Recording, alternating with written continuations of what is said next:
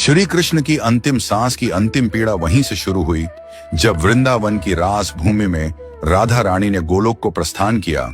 उसी क्षण से श्री कृष्ण के जीवन की ढलती संध्या आरंभ हो गई।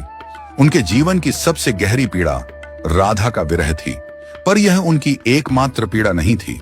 एक और श्राप था जिसने उनके जीवन का अंतिम अध्याय लिख दिया। महाभारत का युद्ध समाप्त हो चुका था। कुरुक्षेत्र की भूमि पर केवल राख और रक्त शेष रह गया था।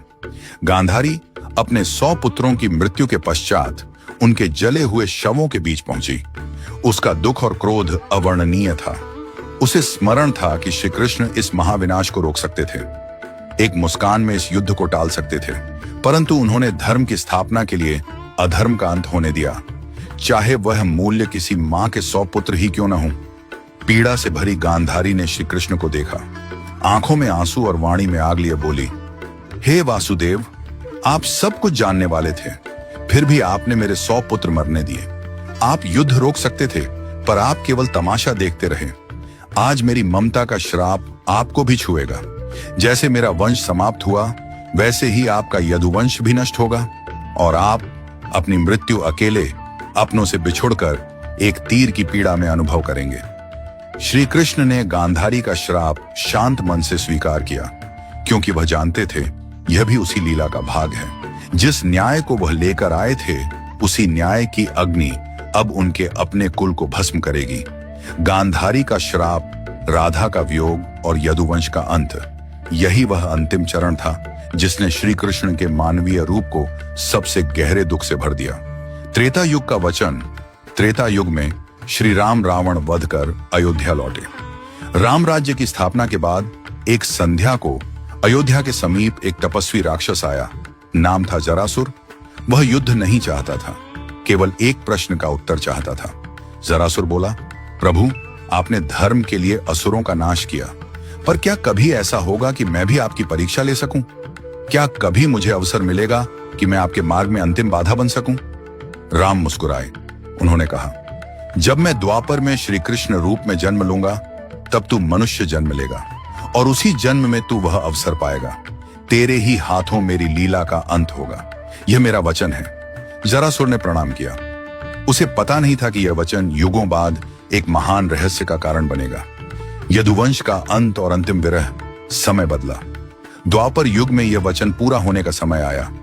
यदुवंश आपसी कलह से नष्ट हो गया। द्वारका उजड़ गई। सब कुछ समाप्त हो चुका था। न सुदर्शन उनके हाथों में रहा, न अर्जुन पास थे, न बलराम, न सुदामा और न ही राधा। अब श्री कृष्ण पूर्णतः अकेले थे।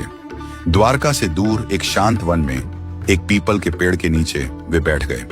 कंधे पर वही बांसुरी थी जो कभी राधा के लिए बजती थी। उन्होंने आंखें बंद की। बांसुरी से राधा के नाम का स्वर फूटने लगा। सुरों में वेदना थी, तड़प थी। राधा गोलोक में बैठी थी। जैसे ही यह स्वर वहां पहुंचा, राधा की आंखों से आंसू बहने लगे। उन्होंने देखा, कृष्ण अकेले हैं। प्रेम का वह ब्रह्म स्वरूप जो संसार को मोह से मुक्त करता है, आज स्वयं विरह में डूबा है। राधा ने हाथ बढ़ाया, पर छू नहीं पाई।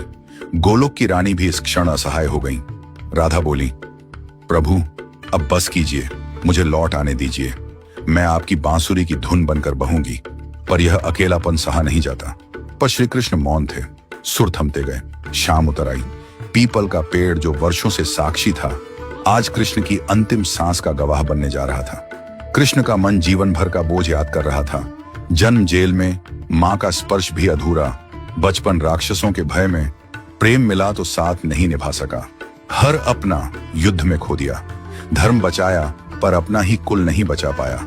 सारा जीवन दूसरों को सुख दिया, पर अपने हिस्से में केवल विरह और अकेलापन आया। उन्होंने बांसुरी उठाई, आखिरी बार होंठों से लगाई, फिर धीरे धीरे उसे तोड़ दिया, जैसे राधा की स्मृति भी उस बांसुरी के साथ पीपल की जड़ों में समा गई हो। दूर जंगल में शिकारी जर, वही जरासुर का पुनर्जन्म, शिकार ढूंढ रहा था। उसने पीले वस्त्रों की चमक देखी। उसे लगा झाड़ियों में कोई हिरण छिपा है। बिना सोचे बाण चला दिया। वह बाण श्री कृष्ण के पैर में लगा। शिकारी भय से कांप उठा। प्रभु, मुझसे बड़ा अपराध हो गया। श्री कृष्ण ने शांत स्वर में कहा, उठो जर, तुमने अपना कर्म किया। ये मेरा समय था, तुम केवल निमित्त बने हो। जर रो पड़ा। श्री कृष्ण ने आंखें बंद की। अंतिम श्वास के साथ होंठों से केवल एक शब्द निकला, राधे राधे, और श्री कृष्ण ने अपना नश्वर शरीर त्याग दिया। उनकी लीला पूर्ण हुई।